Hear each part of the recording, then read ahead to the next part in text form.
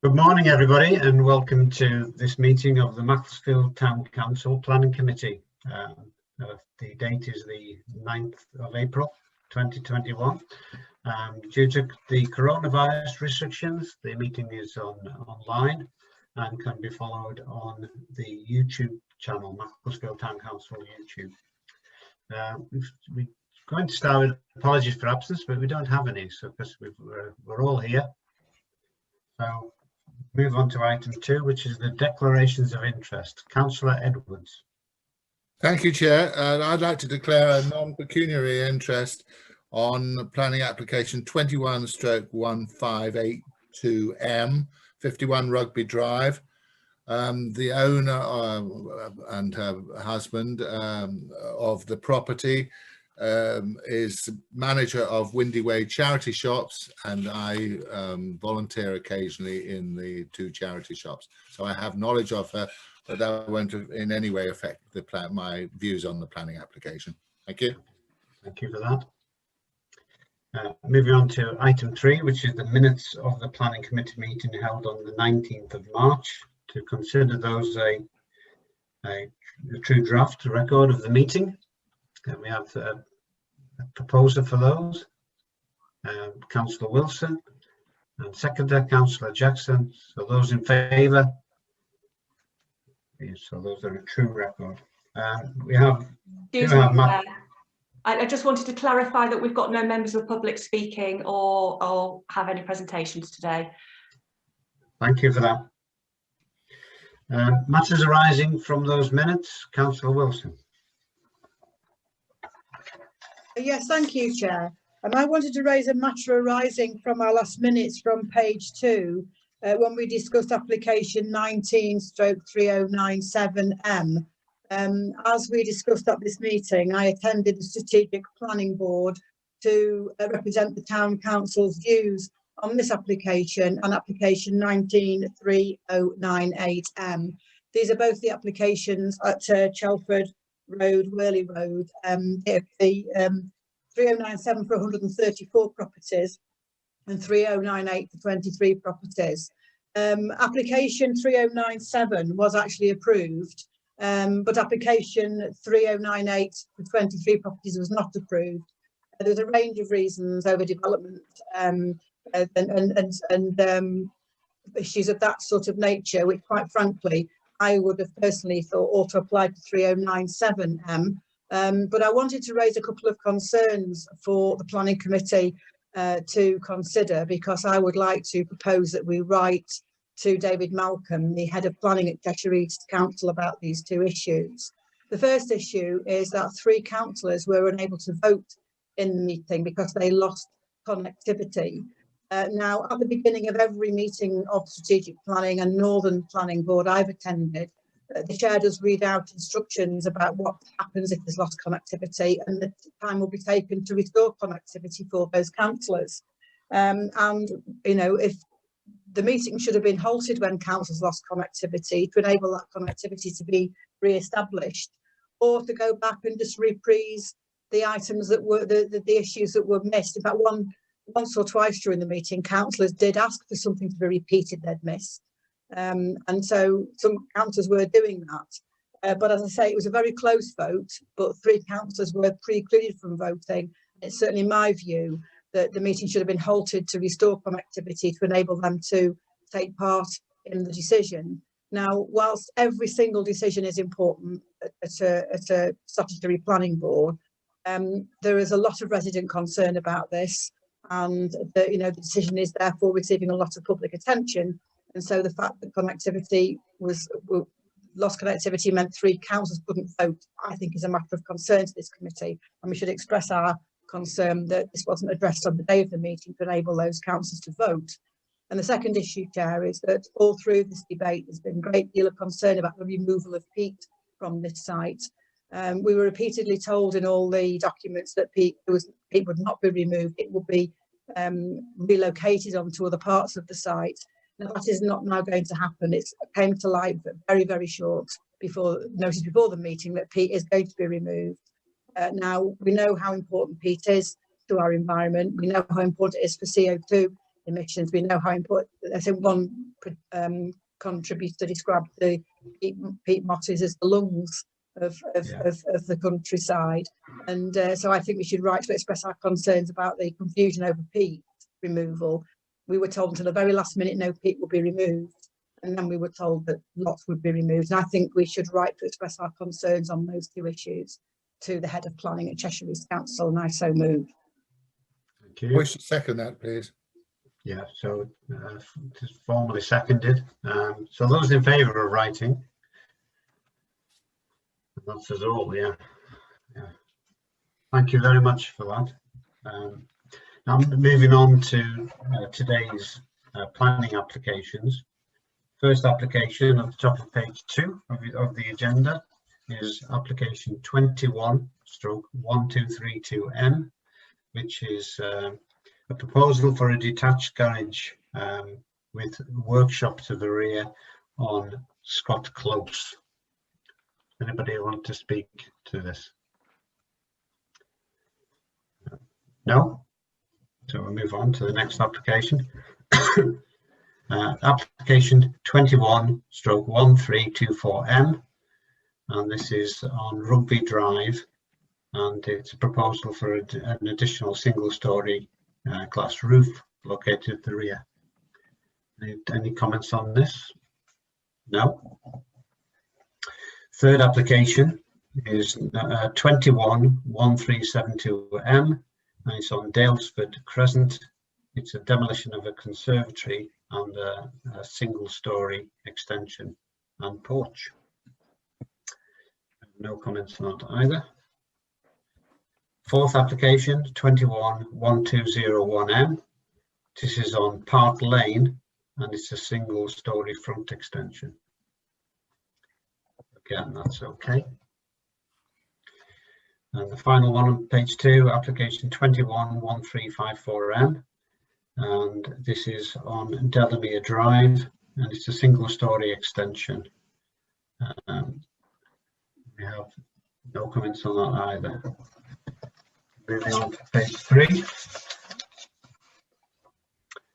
application 21/1311M, which is on Grangelands, which is off Prestbury Road, and it's a proposed single-storey kitchen porch extension. Again, we're okay with that. Next, application 21/1349M. This is a Walker House on Walker Street. It's a change of use from consultancy to a dwelling. Councillor Jackson. Yeah, thank you, Chairman. I really welcome this change of use. It's a really fabulous building, really a heritage asset in a way. It's not quite that old maybe, but you know, it is a lovely building, and it's great to see it come back into its original purpose of a grand dwelling house. The one things I would just ask for or ensure that they have the EV charging points, electric vehicle charging points, and also low emission, ultra low emission boilers. I think those conditions, I think they are on it by environmental health, I think have. Yeah. And so would certainly support those, and think it's a great use to go back to being a dwelling house there in that residential street. Thank you. Thank you. Councillor Roberts. Yeah, thank you, Chair. Just really going on what Janet said, I agree with everything she said.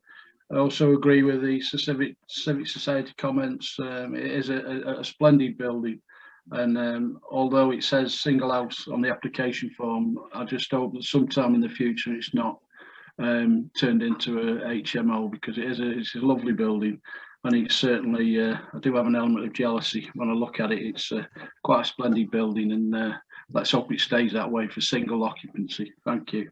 Yeah, thank you, Councillor Roberts. So very much approved of. Next application, 21/1570M, and this is on Amberley Road. So we're all okay with that. Next, application 21-1591M, and this is on at the top of Blakelow Road, 2-storey front and rear extensions. That's okay. Next, we have application 21-1582, which is a single-storey extension on Rugby Drive. We're okay there. Next, application 21-0903M, which is to the rear of 90 Titherington Drive. Do you have any comments on that? Councillor Roberts.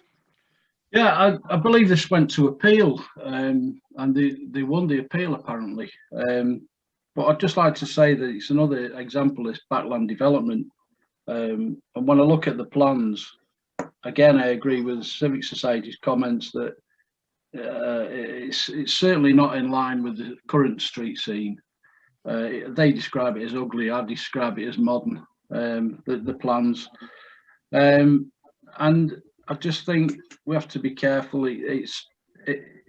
20 years down the line, I think these are the kind of designs that you're going to get for most new houses. If you go back 10 or 15 years, you look at Prestbury, the way that has changed. The buildings, they're more like chateaus than the buildings that were originally there. So this is an example of what we're going to find in the future.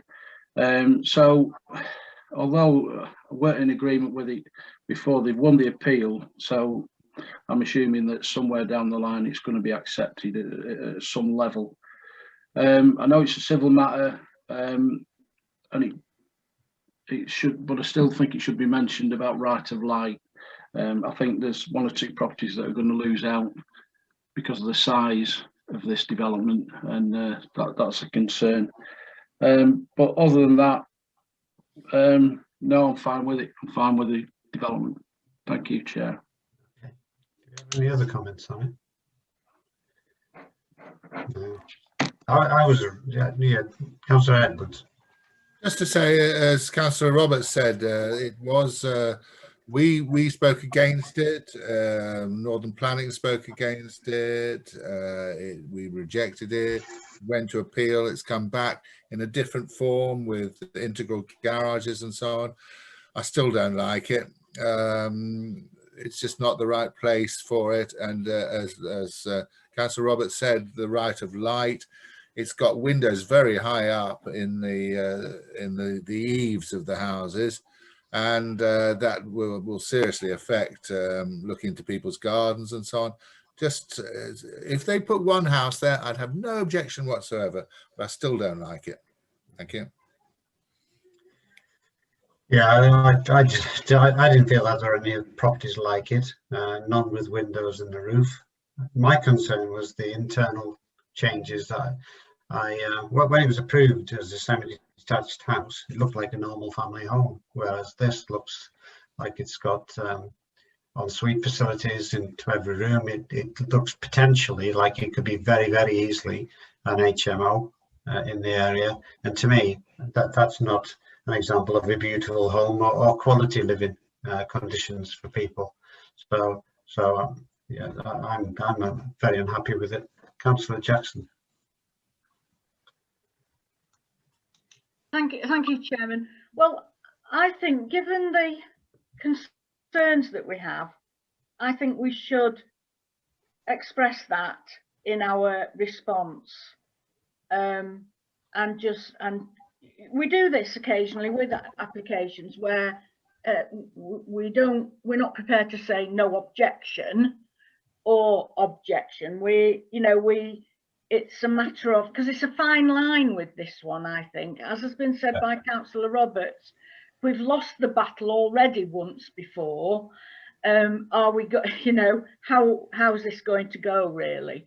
But I think we should express these concerns to the planning officer who's going to make the decision, how strongly we do feel about it. So if the admin and governance manager can sort of capture the various points that we have raised, I think we should do that. I think we should send those comments in. Okay. Rather than, no objection type of thing. So that's a proposal from Councillor Jackson. Do we have a seconder for that? Councillor Roberts seconds that. So all those in favour of that? Thank you. We're all in favour of that. Lodging. Our points of view, let's say. The next application is at the top of page 4 is 211681, but it does need more time. There's more time required, potentially available here for comments. Councillor Wilson. Yes, thank you, Chair. You're exactly right. Comments on this application close on the 5th of May 2021, so we do have time to consider this at our next meeting. This proposal is in the High Street Conservation Area, and looking yesterday at the planning portal, we haven't seen the Conservation Officer's view yet. I'm sure that's on its way. But I would like to propose, Chair, that we defer consideration on this application to our next meeting, when we'll be able to see the Conservation Officer's comments and any other residents or other statutory consultees' comments, and then we can make a more informed decision when we've seen what others have to say too. So I move deferral on this application to our April meeting at the end of April. Thank you. I have a seconder for that. Councillor Jackson seconded that. Those in favour of that deferral? That's us all. Yeah, to give more time for that. Thank you. Next application, 211720M, and this is on Sycamore Crescent, and it's a proposed front extension. Any comments on that? No. Next application, 211612M, and this is proposal for a modular building at the District General Hospital. We have no comments on that other than to support them. Councillor Wilson. Well, that's exactly the point. It's clear in the application for this modular building, it's to assist giving more space for clinical work and social distancing for NHS workers because of COVID-19. And I think it will be remiss of us not to take this opportunity, Chair, to thank all our NHS and care workers and all those on the front line with the COVID-19 crisis for all the work they're doing to keep us all safe. Thank you. Absolutely. Yeah, thank you for that. Yeah, well, sure we all fully support that. Moving on to our next application, 201063M, and this is the proposal to build 3 dwellings on John Street in Macclesfield in what is I hesitate to call a car park because it's an off-road parking space on John Street. Councillor Jackson. Thank you, Chairman. This is on Central Ward, and I have great concerns about this application. I know that the residents around there are certainly very worried that what they've been using, this piece of land, they've been using it as a car park, of course, and they're concerned now the impact that will have being built on certainly the residents who have no frontage at all as part of the conservation area there. And also the access at the back for them, for their bins and so on. So it's going to have a significant impact on some residents in that area. So I certainly object to this application on the grounds of the impact on the amenity of the nearby residents, the height of the buildings, which are out of keeping with the street scene in the local area. Also, then it's not acceptable with the character and appearance of the conservation area, which these buildings would be sat within, and it's the High Street Conservation Area. I believe it's an overdevelopment of the site, and there is insufficient parking. these properties should engender 6 parking spaces and only 4 are being provided. So there is a significant shortfall. The conservation officer does not support this. And finally, the one thing, you know, when I saw the materials being used, that's another reason for objection and refusal. The materials that they're wanting to use within a conservation area are the UPVC for windows, gutters, downpipes, all that sort of thing, and various other reconstituted materials. And all the materials, or the majority of materials used, are out of keeping with the conservation area. So there's quite a number of counts there, which this application could be refused on, regardless of just the impact on the residents, with obviously the height of the buildings, and the impact on highways and for parking, which is, anyone who knows that area well knows how difficult it is for people to park around that area with so much, you know, certain amount of high street being blocked off for the conservation area. We've lost a lot of frontage for those properties there, and where are they going? What are they going to do? So it's quite a concern. Thank you, Chairman. Thank you for that. Councillor Wilson, you wanted to come in? Yes, thank you, Chair. I second the objections outlined by Councillor Jackson. This development is on the border between Macclesfield Central Ward and Macclesfield South Ward, and the properties that face onto the pedestrianised part of High Street, that's 39 to 47, the backs of their properties and the access to their properties are built onto this piece of land. And you know, whilst that's not a material planning consideration, they have for many years accessed their properties across this piece of land, and therefore that issue has to be addressed. I completely agree with Councillor Jackson's assessment of the material planning objections, and there are many, and there are very serious ones, not least of which the overdevelopment to try to cram 3 properties into this space. It really is a big mistake. If you look at the design of the properties and the space within them, they're very, very narrow properties. So overdevelopment is a serious concern. We've touched on the car parking spaces. There should be 6 car parking spaces rather than 4. I won't repeat all the points that Councillor Jackson's raised because I completely support them. But linking in with the parking issues, residents nearby report many accidents on that road. It's a very tight bend at the bottom of John Street, if you know the area well. And there's been a number of accidents there already with parked cars and travelling vehicles. And there's no provision for cycle storage, which there should be. So I second Councillor Jackson's proposal that we object to this development. Thank you. Okay, Councillor Roberts. Yeah, just briefly, Chair.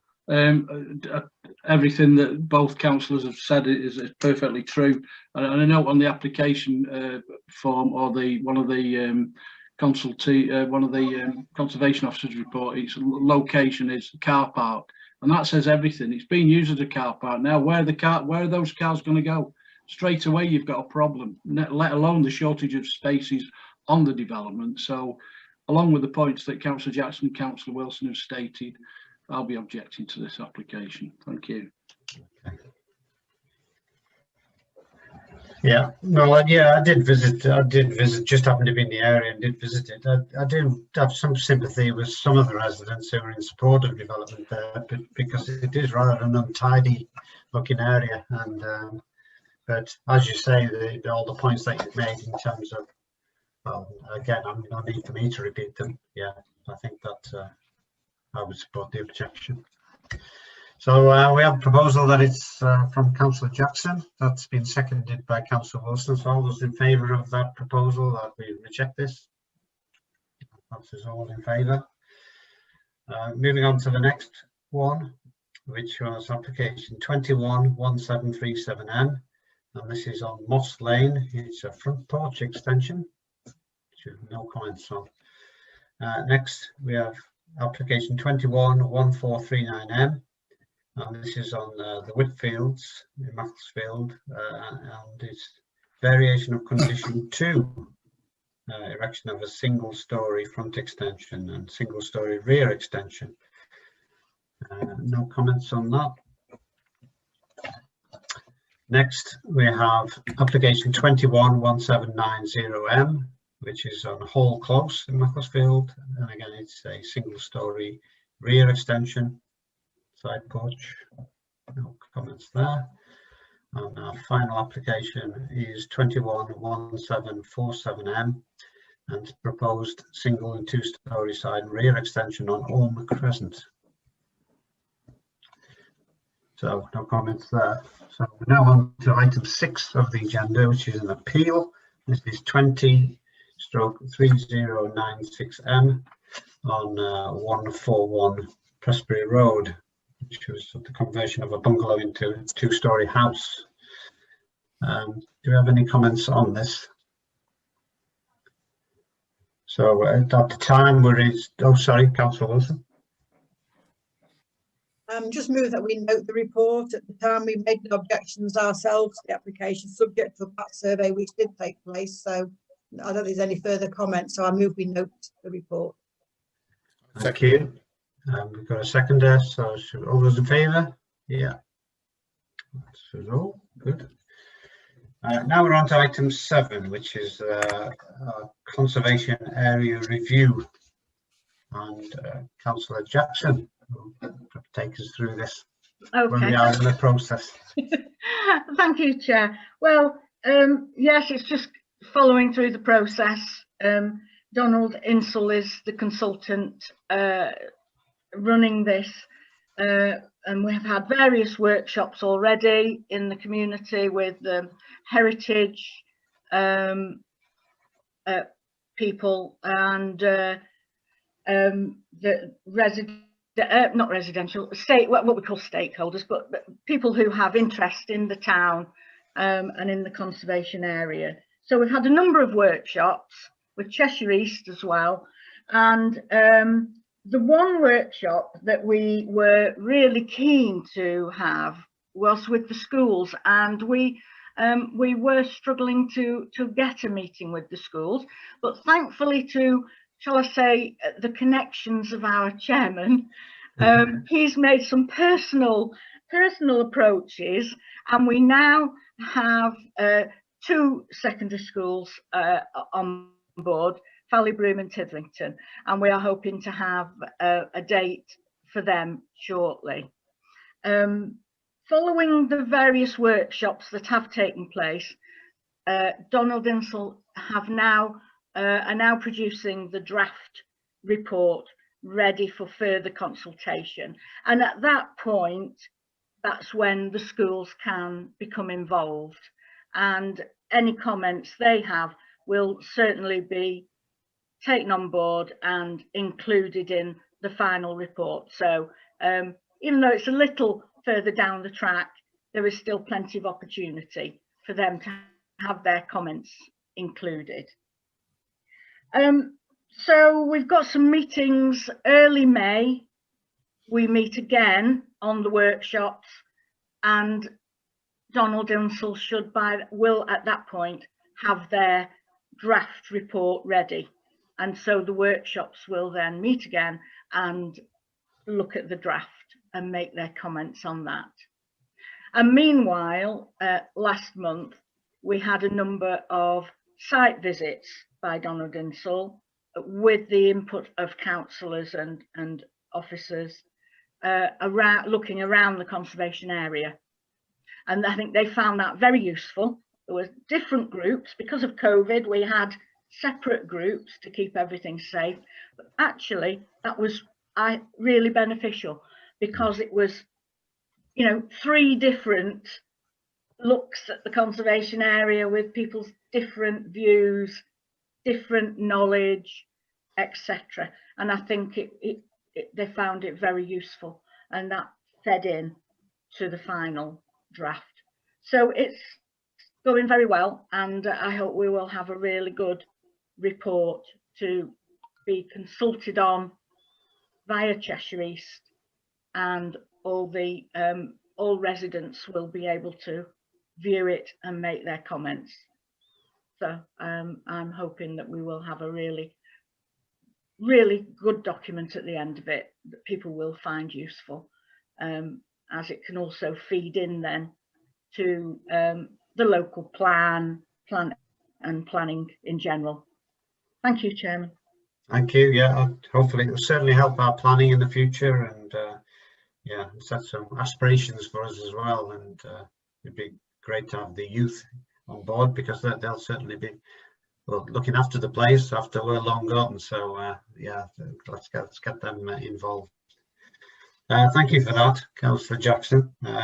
Moving on now to item 8, which is the town character assessment, and we have to note the report, and just ask Councillor Wilson to update us as to where we are with that process. Yes, thank you, Chair. And we're also making good progress with the town character assessment. The full council meeting earlier this last month agreed the way forward that we proposed, that we make an invitation to quote for a consultant to assist us with the character assessment, and this is capped at £10,000 ex-VAT, and we've got a working group already taking place of myself, Councillor Jackson, Councillor Hutchinson, and the admin and governance manager. So we're working now at the moment on pulling together the invitation to submit a formal written quotation for the character assessment, and so that's the progress we've made so far. Once we've actually formalised that written tender, it will be submitted, and we'll give a further update later on in this year. But we're making good progress. Thank you. Yeah, thank you very much for that. Moving on to item 9, which is the planning policy consultation working group. Again, to ratify the planning consultation response to the model design consultation. Councillor Wilson, will you just highlight those points we made? Yes, thank you, Chair. The government is, the consultation is closed now, but the government has consulted on proposed amendments to the National Planning Policy Framework. And as we've previously discussed at planning committee meetings, we have set up a subgroup to look at this, and that subgroup is myself, Councillor Hutchinson and Councillor Jackson, and the admin and governance manager. We did respond in detail to the consultation, but I want just to highlight some points that we did attend to, because they are points that we've expressed some concerns about over time with the planning committee. We've very much focused on affordable homes and making sure affordable homes are clearly supported and placed in the National Planning Policy Framework. We've expressed our concerns about planning policy looking ahead too long. You know, we need to plan ahead for planning policy, but the proposal that it should be 30 years ahead we think that's too much in terms of being able to be nimble and respond to changing needs. We've seen how a planning application agreed in 2017 has turned out to be something that residents have got great concerns about in 2021 with the Telford Road development. You know, lots can change in 5 years, and you know, looking ahead too far can leave us with applications that aren't fit, outline planning applications that aren't fit for purpose. We expressed our concerns about the removal of Article 4 directions. These are the directions that can be used to legislate over multiple occupancy, and we do not want to lose that provision. And we've also requested strengthening in the local enforcement. At the moment, the National Planning Policy document says that local authorities should consider publishing a local enforcement plan, and we want that tightening up, say they should publish a local enforcement plan. We've heard with the work we've done on the conservation area appraisal how many developments have taken place that shouldn't have happened and haven't been enforced, and because time's gone past, they cannot now be enforced. So we're calling on local authorities to have a local enforcement plan, because planning enforcement is something that certainly comes up in my casework as a councillor. And there's various other issues we looked at. The government's moving more towards design guides rather than neighbourhood plans and things like that, and we discussed that. Finally, we made a comment about land affordability and repeated that 30% of homes should be affordable and distributed around developments, you know, that there should be a focus on homes for life, a theme we've taken up before, that home you move into should be able to see you through your life and your different requirements at different times. And that finally, larger developments in particular should have a responsibility to ensure there's no detrimental impact of existing services and infrastructure. So, Chair, in summary, our response to the consultation on the National Planning Policy Framework is very much reflected the issues we talk about every 4 weeks at this planning committee and the issues of concern that residents raise. Thank you. Yeah. Yeah, and nothing much to add really to that. We do mention frequently that new homes must meet those high standards for electric charging points and low energy boilers, you know, to future-proof homes and the environment as well. So thank you, Councillor Wilson, for that very thorough guide through that. So we're moving on to item 10, which is correspondence. And we have the Admin and Governance Manager coming. I'm sorry, the action was just to ratify that, so can we just be clear on that, please? Yeah, okay, to ratify that proposal, Councillor Wilson. Yes, I'm happy to move ratification of our response to the National Planning Policy Framework and Model Design consultation as attached to the pack for this meeting. Okay, well, I'm happy to second that if I'm allowed. And all those in favour? We need to vote. Okay. Right. We've lost Councillor Jackson. She must have... We've lost Councillor Jackson, so can I just ask that we give her a minute to reconnect, please, Chair? Yeah. She did freeze, and so I suspect it's... She did. I was very surprised she didn't vote in favour of that. Well, that's how she froze. You can see the reasons why. She was locked in time. Yeah, I'd like to propose we give her a minute to re-establish her connection, please, absolutely, Chair. Yeah, we'll do that. Yeah. I'm sure she'll pop back in a second. I think we're just about to break the world record in terms of planning meeting. This is 40 minutes we're on now. Councillor Jackson hadn't frozen. We may have broken the record for getting through these planning applications in record time, with no lack of quality as well.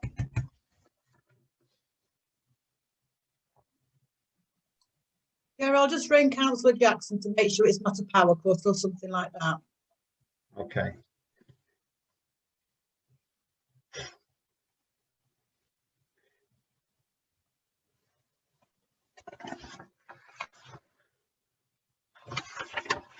That was Councillor Jackson. She's trying to rejoin the meeting. Okay. Okay.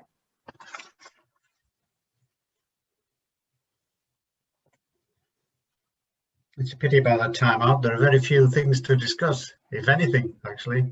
So, with no correspondence and no members' items.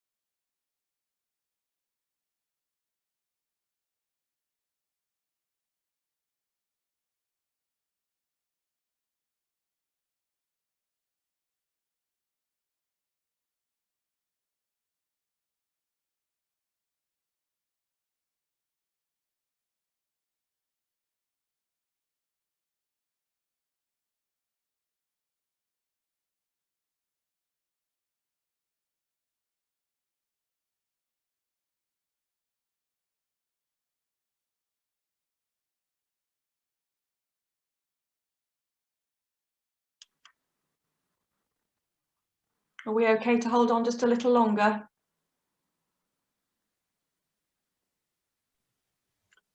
I think so. I'll just see if she can get back on. Yeah, we're just sorting out a link to get back on. Okay.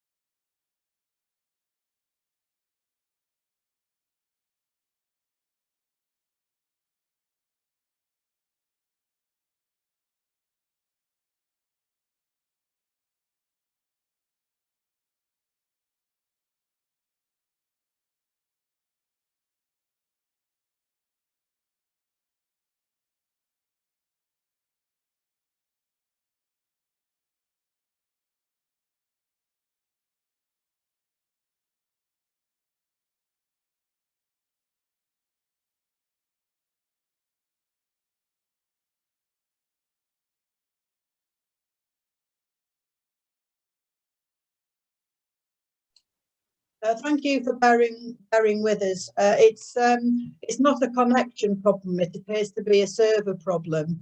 So I've just discussed with Councillor Jackson whether she had any points to raise on the last 3 items on the agenda, correspondence member items or the date of the next meeting, and she doesn't have anything further to add to those agenda items, and there are no decisions for us to take about those, Chair. So Councillor Jackson's agreed we should proceed to conclude the meeting, bearing in mind we've no decisions or votes we need to take for the rest of the meeting. Okay, thanks for that. I don't think it's going to be resolved in the next few minutes, basically. Okay, thanks for that. Thanks for everybody for your patience on that. So with no correspondence and no members items, it just leaves us to for the date and time of the next meeting, which is proposed for the 30th of April at 10 AM. So thank you very much, everybody. Sad to see Councillor Jackson frozen in time, but I'm sure she'll be looking a little bit more chirpy next time we see her. Thank you, Chair. Everybody.